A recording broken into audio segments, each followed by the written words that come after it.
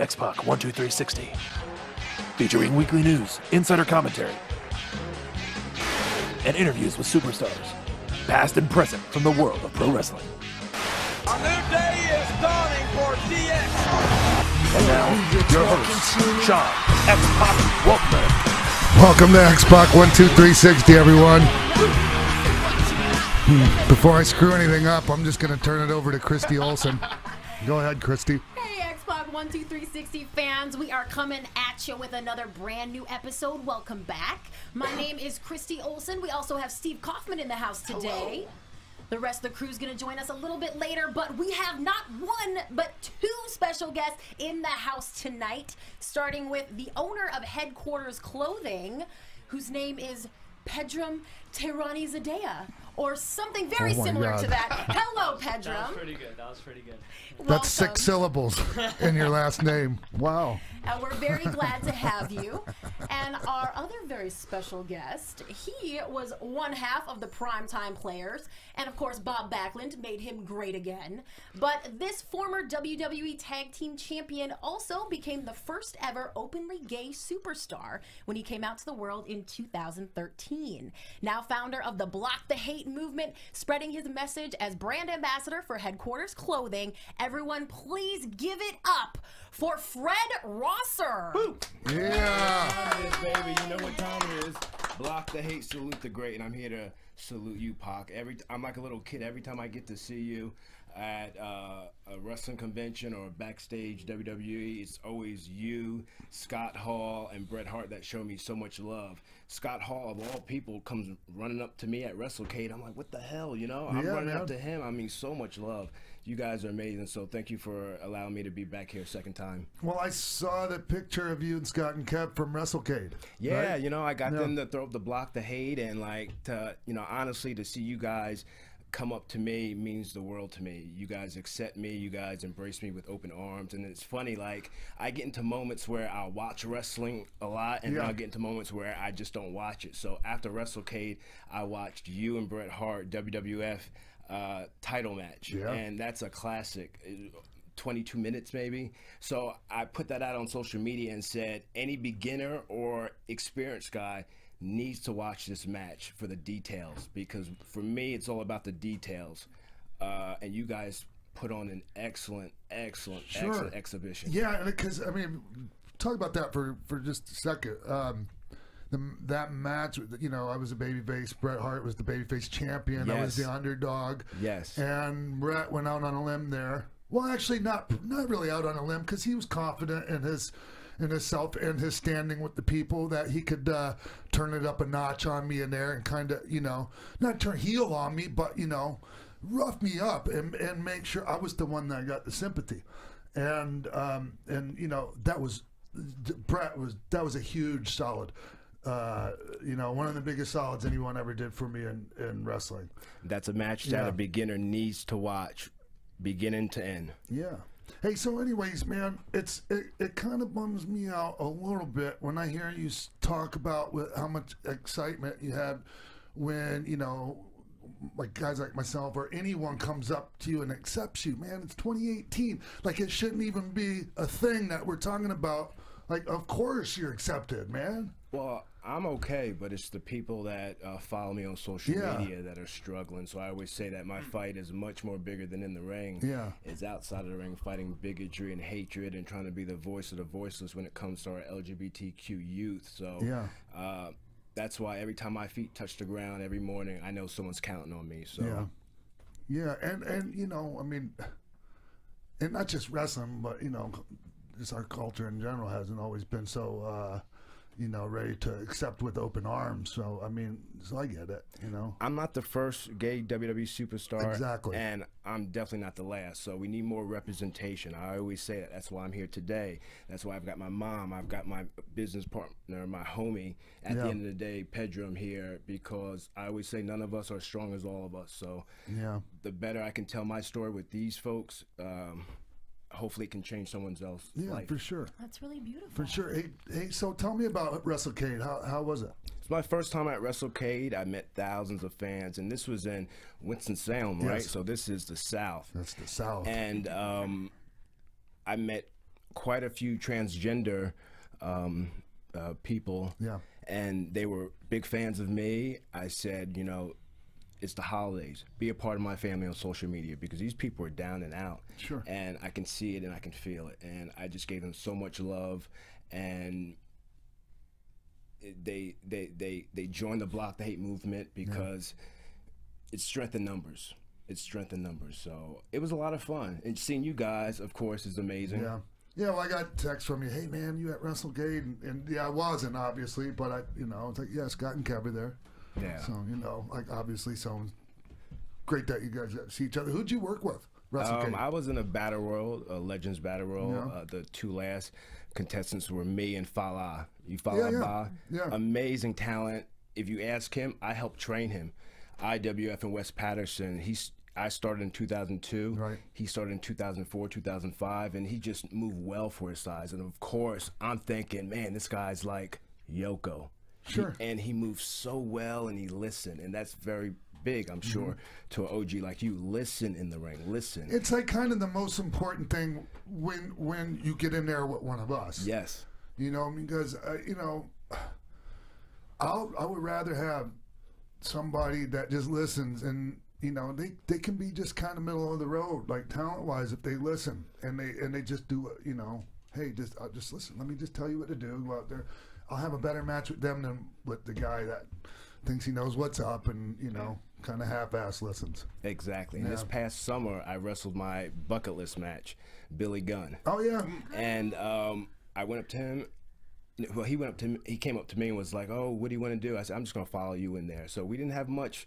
We didn't have much going. He told me, "Well, we might do this, we might do that." I said, "Hey, I'm gonna follow you." But my goal going in there always is, you know what? I'm gonna outsell you, motherfucker, because you're known for selling. Well, I'm gonna outsell you, make it look believable, and that's what I did. I went in there to outsell him.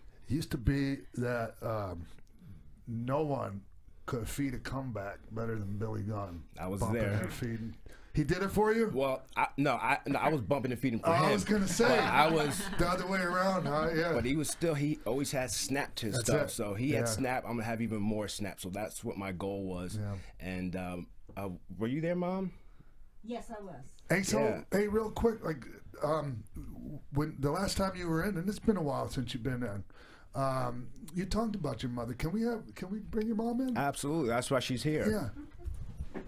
Oh, this is so Hey, exciting. introduce everyone to your mother. So, go ahead. Go ahead. She's Robin, rated R Rosser. Sonny? She's rated R. She's more rated R than me. My manager has to watch out for me. Has to watch out for her more than me. So my mom's here. I love her to death. She's a big wrestling fan too. Yeah. Were you a wrestling fan when Fred was a child? Oh yeah. We went to see Bruno, Hulk Hogan, all of the greats. Yeah, back in the day. Yeah. Hey, well, we're honored to have you in studio with us. Thank you. Thank you. And Fred's talked about you before, and he kind of explained a couple things about he shared a little of your story. Right. Well, I came out to my son, I guess I must have been about 27, 28. Yeah. And I came out to him, and he said, he sat there and he said, "Well, Mom, I don't care. Long as you're happy, I still love you." And I said, "Oh, okay." I walked into my room, shut the door. I said, "Damn, that was easy." I said, "Damn, that was easy." Which one of y'all came out first? My mom came out first, Okay. and I was fearful as a kid. I didn't come out to her until I was 28 because back in the 80s, the science wasn't as strong as it was. Sure. The same-sex couple can have kids, so no one wants to let their mom down. Right. So I never came out to her until I was 28, and she was so supportive. And people say, "Oh, your mother knew. Your mother knew." I said, "No, she didn't," because I had girls around the house. Wow. I did not know. He had 2 girls in his bedroom. I went to the bathroom and I see this girl coming out. I was like, "What the hell is this?" And then I go to lay down, go to sleep, come back again, and another girl who was tall. I was like, "What the hell?" So I said to his father, I said, "He got 2 girls." Were you high-fiving and go, "Yes"? Yeah. All that stuff. Who knew? And they were friends of mine. friends. So they were just hanging out. Just friends. hanging out. So it wasn't like you were necessary. That was my cover-up. Was it at the same time? Was it a cover-up too? It was my cover-up. Yeah. Okay. I wasn't doing anything. They were my That's friends. so sad, man. Like, I mean, I know we talked about this before, but it makes me profoundly sad to hear that you or anyone hadn't lived like that. You know, I'm so sorry that I said, anyone has to go through that. I said, you could have told me. He's like, Mom. Yeah, but here's the put too thing. much pressure on me. I was like, oh my God. And this isn't just what we're talking about here. This isn't anything. Like, we get in our own head and we get ourselves all worked up, but in 10 minutes we could have like an end of the world scenario for something that ends up being kind of easy, actually. Yeah, it was easy. Wow. It was fear. It was fear of the unknown. I didn't want to lose friends. I didn't want to not get signed with WWE. Yeah. So it's just fear of the unknown. And there was no out wrestlers, Yes. So there was no one to say, well, if he can do it, I can do it. Yeah. Now I was courageous enough to come out, and now there's more representation coming out. Yes. And that's what it's all about. Yeah, hell yeah. And since you've come on to the independent scene, how many matches have you had? Well, this past year, it's been a little bit over a year since I've been released. I've been doing a lot more speaking engagements and a little bit of wrestling. Yes. And Brett was a big help, kind of helping me get with reputable promoters to work with. So it was a very limited schedule. For 10 years with WWE, you go from being on the road 300 days a year to maybe 4, 5, 6 times a month. Big difference. Yeah. Big difference. And it does, I'll be honest with you, I'd be lying with you if it didn't do anything psychologically to me. You have your highs and your lows, but with the support system from Pedram, his brother Payam, yes, my mom, just keeps me going forward. Yes, and okay, go ahead, Christy. Well, what was it about that time that you found difficult? Was it not having the fan support anymore on a daily basis, seeing that? Was it kind of feeling like you're losing your friends that you saw every day, or the physical aspect? What was really bothering you? I just love this business so much. I wasn't in football and then get right into wrestling. I grinded on the independent, so it's always been a lifelong dream of mine to be a WWE superstar. And I'm 35. I still got a lot left in the tank. But if I can be more of an ambassador with the company, with their Be a Star campaign, I'm okay with that. Because I want to be able to contribute, because they're still my family. I was able to go backstage recently and hang out with some of the guys. I didn't get kicked out like another wrestler, if you know what I'm talking about. Yeah, well, yeah, because I saw you a little bit like at the end of Survivor Series, and like earlier you're referencing Enzo. Had a little stunt he pulled and got kicked out. That's like apples and oranges. And you know what? I tell people we have different Everyone ways. was happy to see you. Yeah, but we have different ways. We have different ways, Pac, of expressing our passion for the business. Yeah. He wants to steal the show. I just want to watch back with my YouTube friend as a fan. Sure. Just watch the show. Watch my colleagues, just like you. Yeah. So we have different ways of expressing our love for the business. Yeah, but to think that everyone wouldn't be happy to see you, that makes me sad to hear that. And it was, everyone was honestly happy to see me. Of course they were. Marty Miller, Marley. Yeah. Marty, he started as a camera guy. Now That's he's right. directing. And Yep. I said, Marty, is it okay if I can get 2 tickets to come see Survivor Series? Sit me by the hard camera where I would sit before shows and kind of assess what you're going to do out there. And he sat me there. No one bothered me. I watched the show as a fan, and it was a great time. Great time. So, as far as the indie stuff and all that, do you feel like you're getting? Are you putting yourself out there right now? Well, again, 2018 was spent more doing speaking engagement. 2019, I think I'm going to be a little bit more forward. A goal of mine is to go to Japan. I've never been to Japan. I've always been on a different tour with WWE, but I've never been to Japan, so that's a goal of mine.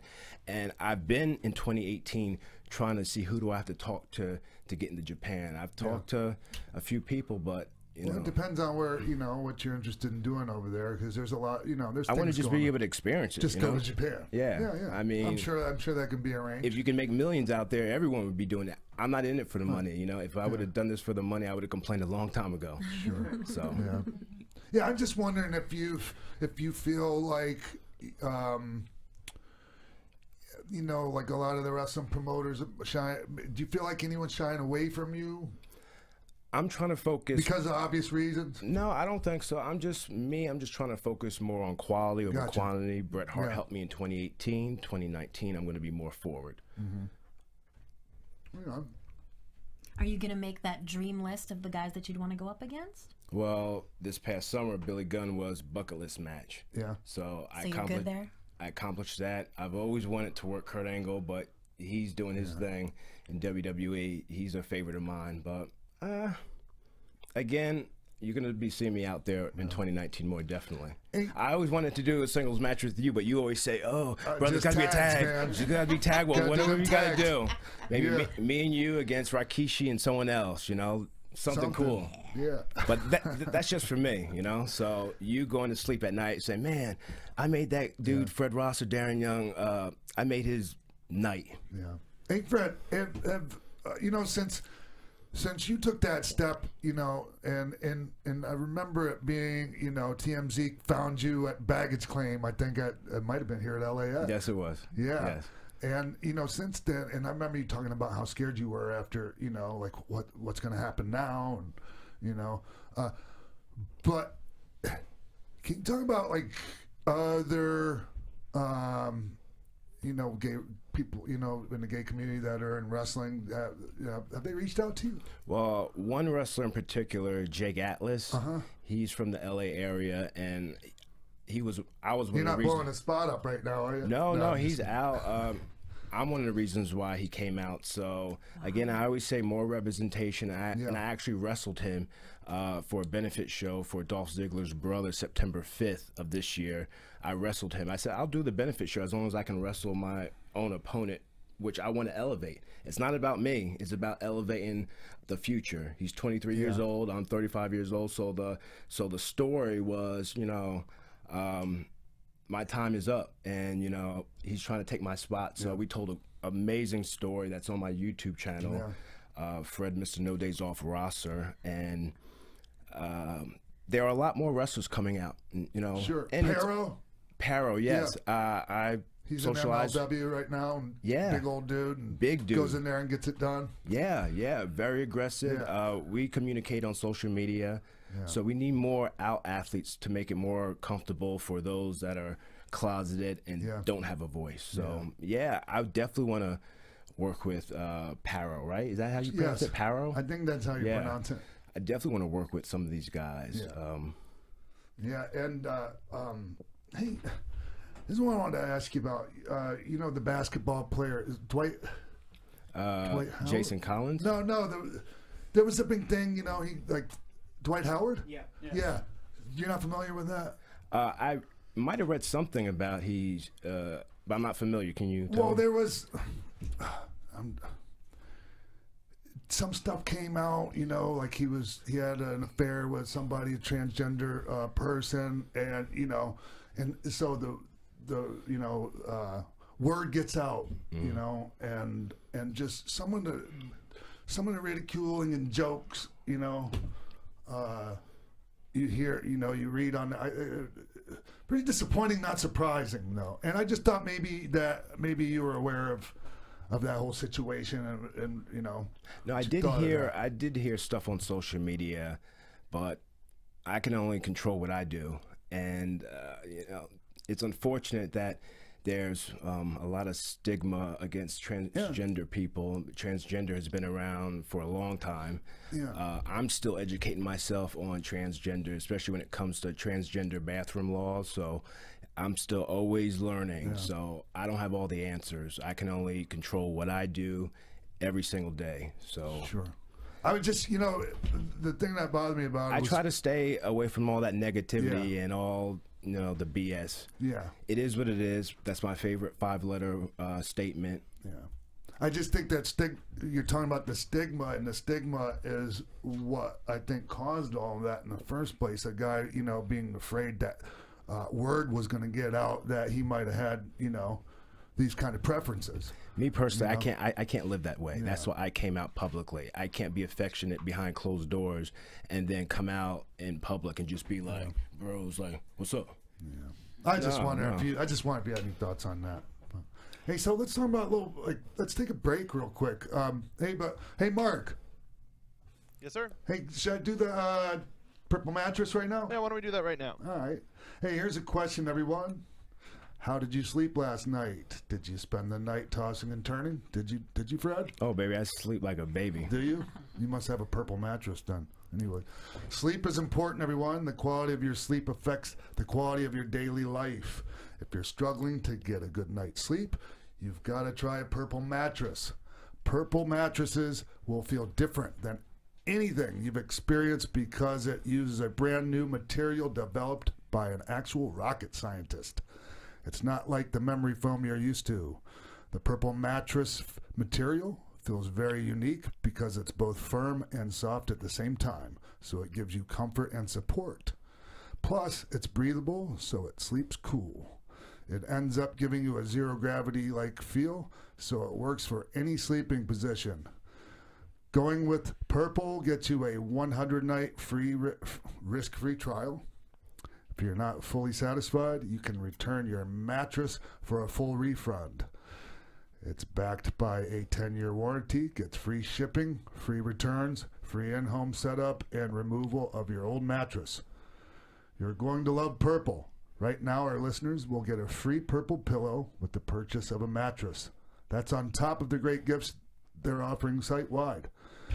Just text XPAC, that's XPAC, to 474747. The only way to get this free pillow is to text XPAC, that's XPAC, to 474747. That's, help me out here, XPAC, to 474747. Thanks, everyone. I appreciate the help on that. Message and data rates may apply. Thanks again to our friends at Purple Mattresses. Thank you, Purple Mattresses. We'll be right back.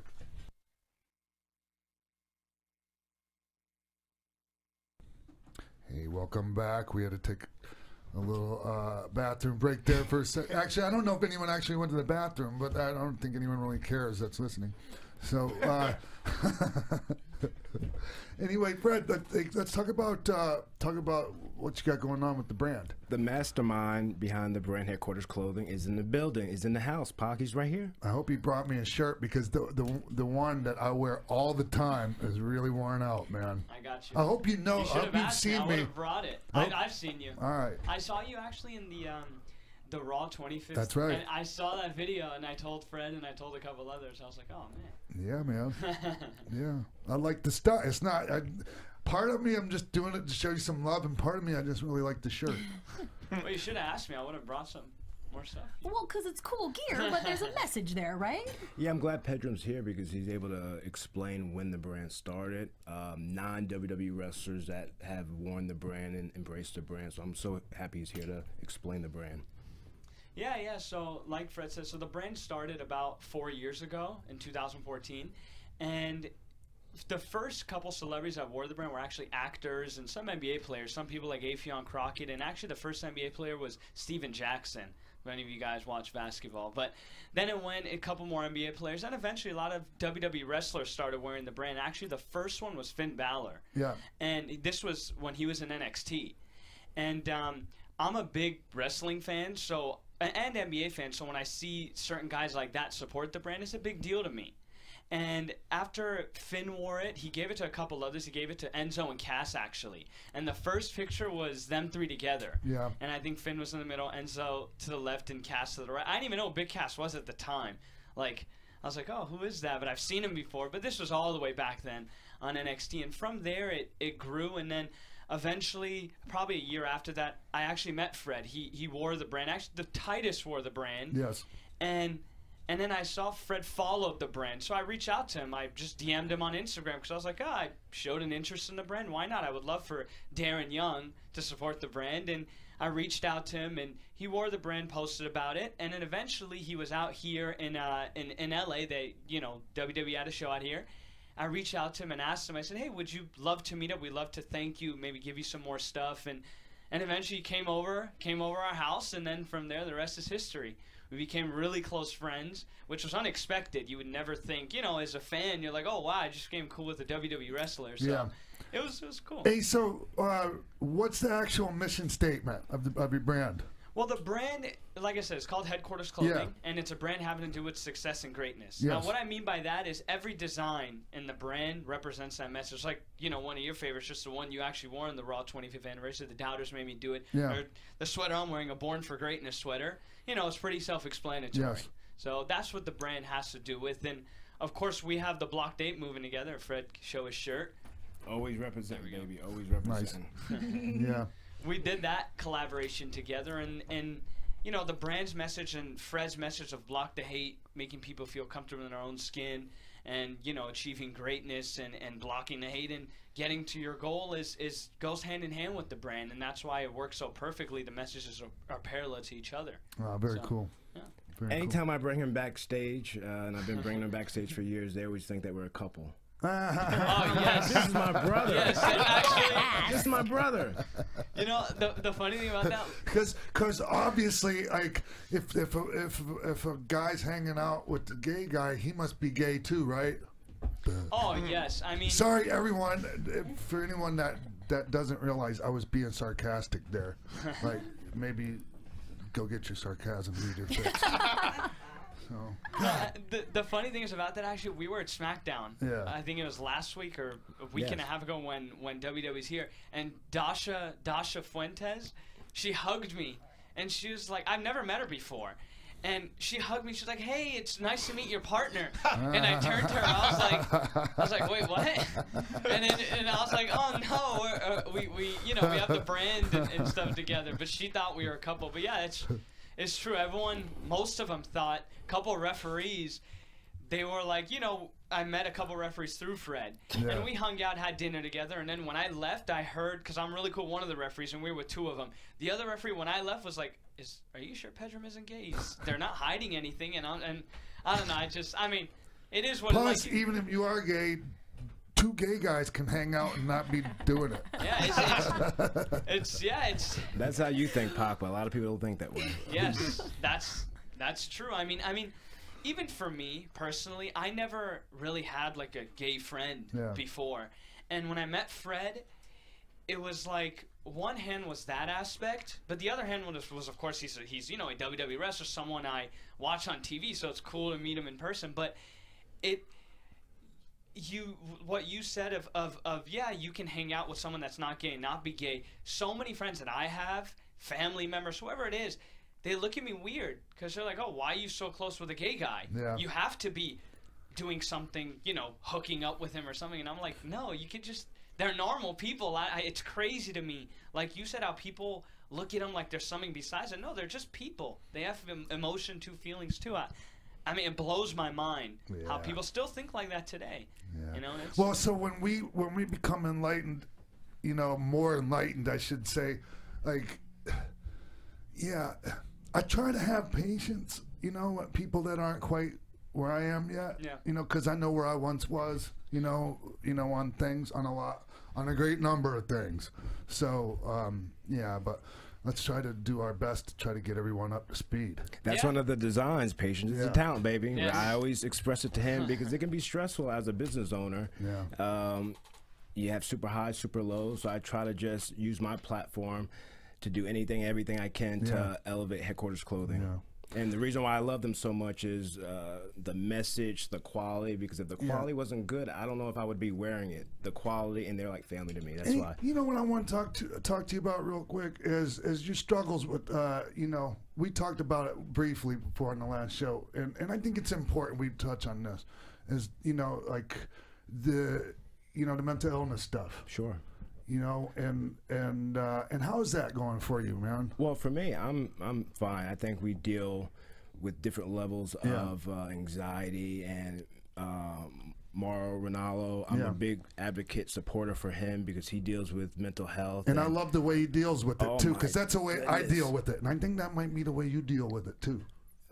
Mauro, you know, he's just very comical and very, you know, he's always made me feel wanted, and he's just so funny and so talented. So I try to stay in contact with him all the time because we don't ever want anyone to do any harm to themselves. So just reaching out to people that are struggling with stuff, it won't solve everything, but it'll do something. It'll do something. I have several friends that deal with, you know, issues, and they're not alone. So we deal with it on different levels. What an amazing. And for me, I like to go hiking. Yeah. I love to relax. I've been 16 months alcohol free, and I always say that. Pedram was like, "Why do you tell people that? It makes you sound like an alcohol." Yes. I was not alcohol free. Well, alcohol free. It's not like I was in. Oh man, I was in AA, and you know, I'm sober now. When I made the move to LA full time from Tampa, Florida, I chose not to bring alcohol or have it in my system. I threw it all out, and I never looked back. People want to drink. That's cool. Exactly. Whatever. It's like, but some of it, like, it doesn't really. I just don't want to do it. I don't want to do it anymore. So as long you can do it, as long as you're not violent to me or anyone else, because I'm out of there. Yeah. I'm in a very similar boat, and it's very hard to explain to people that it's just like, no, I don't drink. But did you have a problem? Probably not. I'm 18 months sober. That's the way you have to explain it and just move on. And sometimes, like, okay, drinking gets in the way of the things we want to achieve, you know? Exactly. I already work out hard enough, but when you have a little alcohol in your system, you got to work out extra hard. And I tell people I traded Tito's vodka for green tea. So there's been several times I was at a bar and I had to be there for VIP and, you know, networking. And I asked the bar if they had tea, hot tea, any tea. They provided me with tea, and I'm just sipping on my tea. I'm a Pellegrino guy. Pellegrino and a little lime. Anyways.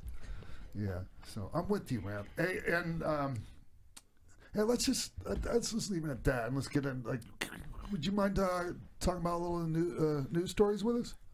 Yeah, let's freestyle. Yeah. All right, let's do some X-Pac 1, 2, 3, 60 news of the week. Kicking off with this huge headline everyone is talking about. Evolve has announced they'll no longer book Impact talent due to this little recent mix-up with LAX. Little background here, if you didn't know, LAX was pulled from an event that they were supposed to wrestle against the NXT superstars, the Street Profits. Yes. So Impact took them off that show. Evolve not too happy about that. They have said that they are no longer going to be booking Impact Wrestling talent moving forward. So this was for the shows December 15th and 16th in New York, and they've promised that they will replace LAX and still have a great show. But however, this has some more kind of detrimental impact on kind of the industry as a whole and what's going on with Impact, NXT, Evolve. It's the natural progression of things as wrestling is heating up, and you know, everyone's trying to stake their claim now, and you know, like I talked about this before. There's a little bit of brand confusion still right now because some of the promotions that have TV deals and different things are using. There's a little bit of crossover in the talent. And WWE has so much talent that they can't possibly afford to keep them all off other promotions. Right. So they've been dealing with this a while, and I think this is an interesting. This is a move. Impact is the one that did this. WWE didn't tell Evolve, hey, you can't book those guys or anything like that. I just saw LAX. I was just with them like day before yesterday. But I think Impact's doing it probably because Evolve wouldn't let the Street Profits lose to LAX, and by Evolve I mean WWE, assuming. Yeah. That would be the presumption we can all make by the poll. Evolve was informed that LAX would not be able to lose in those matches. Yeah. So I mean, I get it. It's just this is what's going to happen now. You know, guys are going to start like getting a little bit more protective of the talent they feel like is theirs, or they're going to just like start signing guys to exclusives. Well, it's so exciting. I think it's exciting, but one thing Chris Candido always told me back in the day, unless you're making six figures, no one should tell you where you should work. So that's what I live by still to this day. So, but this is exciting. All this chaos going on, I think it's great for wrestling. Yeah, I'd like to see you get in on some of this stuff, man. It's a seller's market, man, and you got a good product to sell, Fred. 2019 is going to be the year, I promise. Are you going to help me? Because I can't do it alone, you know? It's all about who you know. Yeah. So, well, since we have one half of the primetime players here, I do want to ask him what he thinks of Angelo Dawkins and Montez Ford, the Street Profits, because they're a little primetime playerish, shall we say? I haven't really seen them, honestly. The last time, I haven't watched wrestling, WWE since WrestleMania. I do follow this stuff on Instagram and Twitter and the highlight videos. But yeah, I mean, everything's recycled. No one owns anything. I mean, I've stole stuff from the past. The past has stole stuff from the past. So, hey, it's fun, and it's a compliment if it's kind of PT-ish. Yeah. Hey, so this wasn't in our list of stories, but hey, how about a little congratulations to Titus on the Ebony Power 100. Yes, man. Huge. He was in the house doing his thing. We connected on texting, and we didn't get a chance to see each other, but it's all love with the big man and I. I know how it is. You know how it is when you're grinding and moving, so I'm very proud of him. I say this a lot, and I said it last night in a tweet, and I'll say it right here. And he retweeted it, and he said thank you and all that good stuff. Yeah, because no one represents our industry like Titus O'Neil. That's right. No one does it better. Not even close. And everyone always says, Titus got it. Titus got it. And he really does have it. And one thing I learned about him was, the most intimidating thing about Vince McMahon is his office door. And Titus would go in there all the time. I'd be like, hold on, big man. Like, he's busy. He's busy. Oh, no, we got to go in there. And I'd follow right behind him, and it'd be easy. But that's the most intimidating thing. You ain't telling me nothing I don't know, man. I actually had to tell Vince that one time. I'm like, look, let me just get this out of the way, because you got an unfair advantage over me. I looked up to you since I was this high. You signed my check, so there's a little intimidation factor here. Yes. And when thinking over that, we'll be fine. Eventually, I got over it. Yeah, and Titus. In time to exit the company. But Titus has a different approach, and I would follow him, and I helped him out because I was one of the guys that would work with him in the ring when he first started, when no one else wanted to work with him. I said, Titus, remember this. The same people that are shitting on you now are going to be kissing your ass years from now. Oh, yeah. Yep.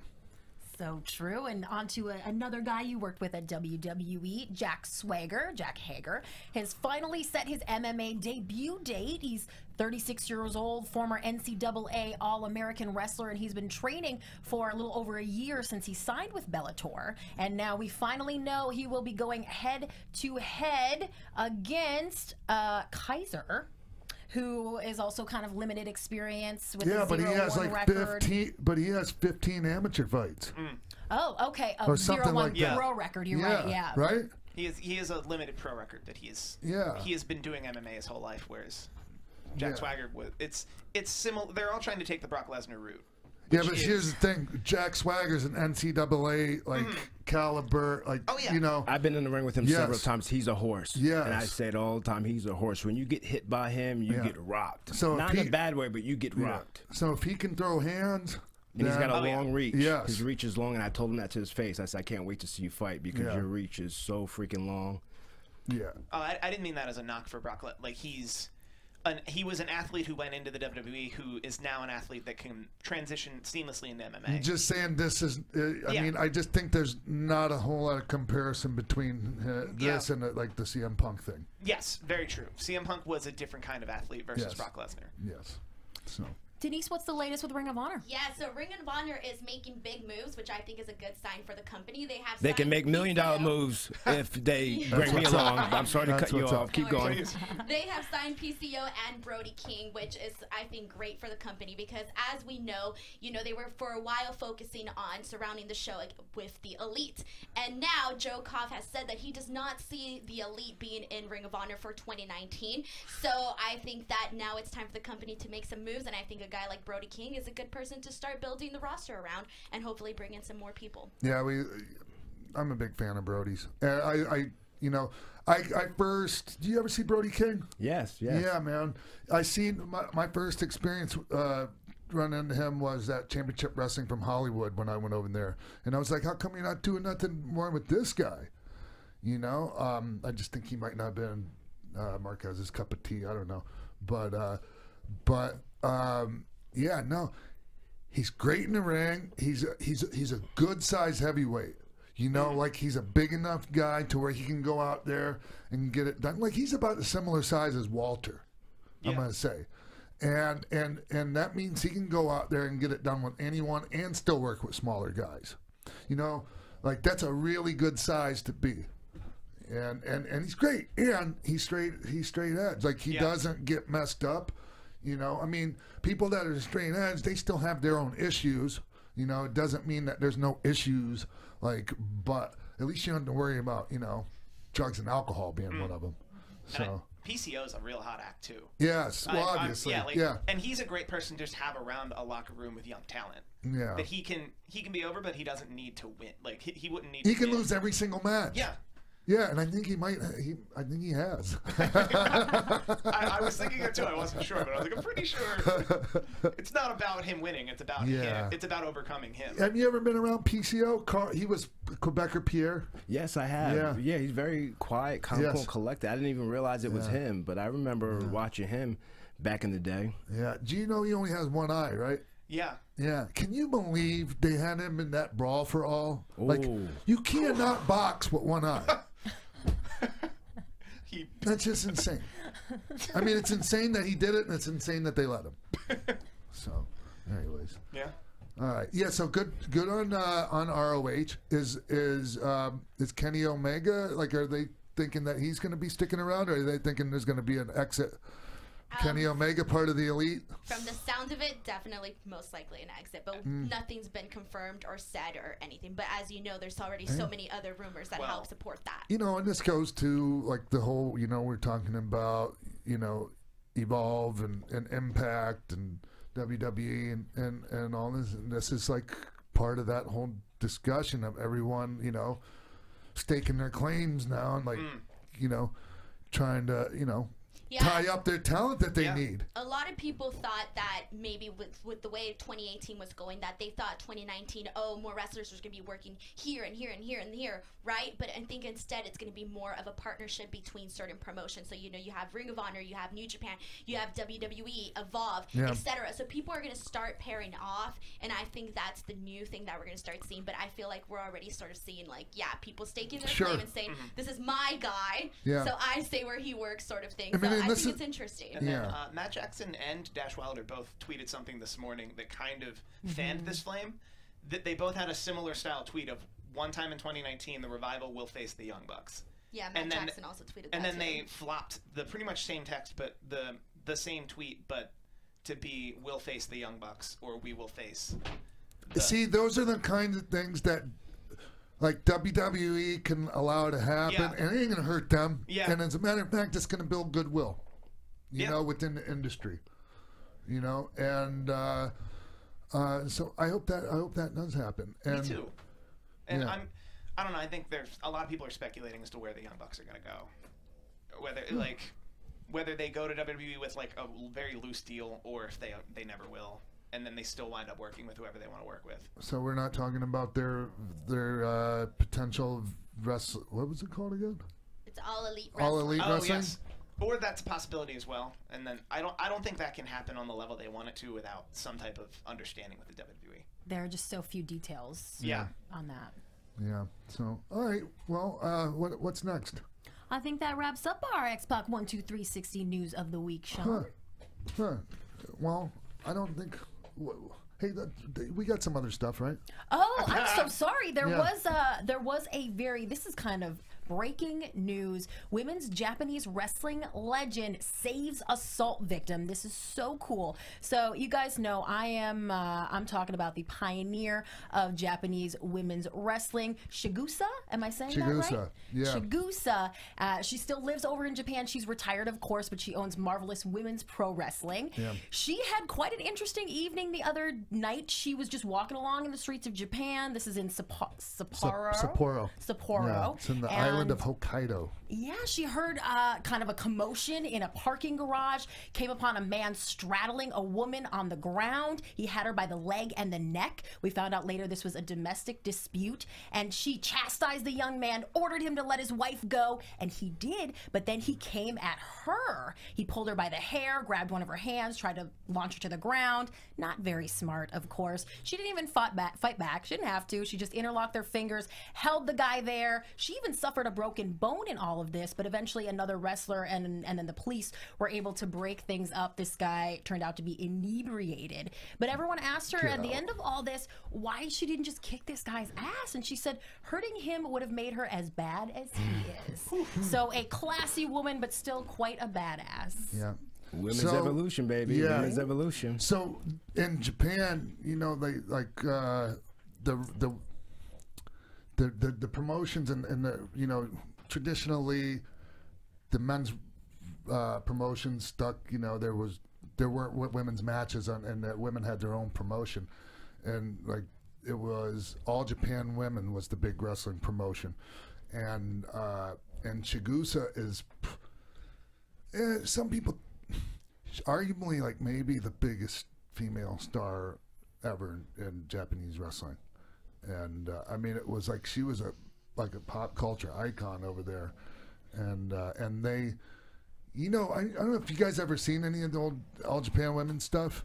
Not a lot of it, no. But you know, like they would have to do a number where they would sing the song. Did you ever see any of that stuff? Really? Even Medusa had to do it. Yeah. This is incredible. Oh yeah, yeah, it was great. And the women, the Japanese women are so hardcore. They're amazing. Like Chigusa Nagayo versus Dump Matsumoto. Dump was like a female, you know, monster heel, kind of like Bull Nakano. So yeah, very cool to hear that story. And you know, I hadn't heard her name pop up in a long time, so it's, you know, kind of wanted you to bring that up if we had time. So, anything else, Denise? That's pretty much it. We all covered it. All right. Well, damn. And it was super fun to cover it with you. No, All right. Thanks for having me here. You're an OG. You're still at it. Thanks for having Pedram, my mom, I appreciate you all coming everything. out. And hey, we're gonna take another break just for a second, so we can come back and talk about what's coming up in the next few weeks. We're gonna take a real quick break, and we'll be right back.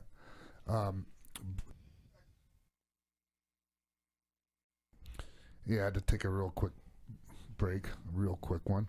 But I just wanted to, before we get into like where I'm going to be, and we're going to be at the Wrestling Guy store coming up. Yeah, so December 15th at the Wrestling Guy store is a Saturday. Yeah. You'll be doing like a signing and pictures, but you're going to have a Santa hat, and it's going to be very festive. Well, here's the deal. You know how we get together with our families and we take family Christmas pictures? Well, you know, they have a tree at the Wrestling Guy store. And, you know, I figured I'm just going to, there's a chair, and, you know, I just figured if anyone that wants to come down, you know, we'll have a little meet and greet. We could take pictures. You bring the family and, you know, take a little Christmas picture. A one-of-a-kind Christmas card for the ages. Yeah, awesome. and I have a box of, you know, the shirts I always have, the DGNWO shirts. I have a box of those that, you know, and you can't get those anywhere. So I'm looking forward to seeing it, and it's just going to be kind of informal, and you know, whoever shows up. You know, if not a lot of people show up, I'm just fine with that. I just want to do something for, you know, for the fans. Well, it'll be cool to come hang out in festive wear. Maybe we'll have like an ugly sweater contest. We'll do a couple giveaways. Boy, you're really pushing that ugly sweater contest. Yeah, why not, man? Even the good Wrestling Guy store says, yeah, I'm not feeling it. Really? Yeah. Well, I'm going to be dressed like an elf. You're more than welcome to wear your ugly sweater, Jimbo. I'll be there. But, ugly sweater and all. It'll get a lot of attention. Social media is like a second job. Yeah. So, and also I just wanted to thank everyone, like Tommy Dreamer, House of Hardcore, the Blizzard Brawl show I was just at this weekend, and also the day before I was at ACW, that's Hornswoggle's promotion in Oshkosh. It was a hell of a crowd, and I had a great weekend. I got to hang out with MVP, who we're gonna have on the show soon. He's got a great story. He talked about, and he has his own one-man show that he just did in the UK. Most Valuable Prisoner. Most Valuable Prisoner, which it's a little bit like Mike Tyson's show. I don't know if any of y'all have. You ever see Mike's show? No, sir. His live show is amazing. No. So and Hassan's story is amazing too. So, anyways, he's gonna be on coming up soon to talk about that. And also next week, I'm happy to say that we'll be joined by. No offense to any of my other dear friends and partners, but my favorite tag team partner, and he's the mayor of Knox County, and his name is Glenn Jacobs, a.k.a. Kane. He'll be on the show next week. Yes. Wow. So, yeah. Anyways, I appreciate everyone tuning in, and Fred, thank you so much. No, thank you. And Speaking of Kane, speaking of Kane, he's just light as a feather to work with, and such a pleasure. It's amazing all his success. Kane wouldn't say the same thing about me. I put him. I'll probably bring this up when I talk to him next week, but I put him in the hospital 3 nights in a row. Oh my goodness. Yeah, the first night I slammed the cage door on him. And it was on TV, and he was gushing everywhere. And then the next night, we're in house shows, and I hit him with the bell. Because, you know, I'm a heel, and he's 7 feet tall, and I'm trying to get heat. Yes. I'm going to do whatever I can. Absolutely. Wow. So I hit him. He didn't even tell me. Like, he had to go to the hospital and get stitched up again. And then the next night, again. And I had to find out. Paul Bear told me. He goes, yeah, this is the 3rd night in a row you sent him to the hospital. He's a pleasure to meet, Paul He's Bear. the best. Yes. Anyways, thank you guys so much. Thanks, everyone. And we'll see you right here next week on X-Pac 12360 right here from AfterBuzz TV Studios in North Hollywood.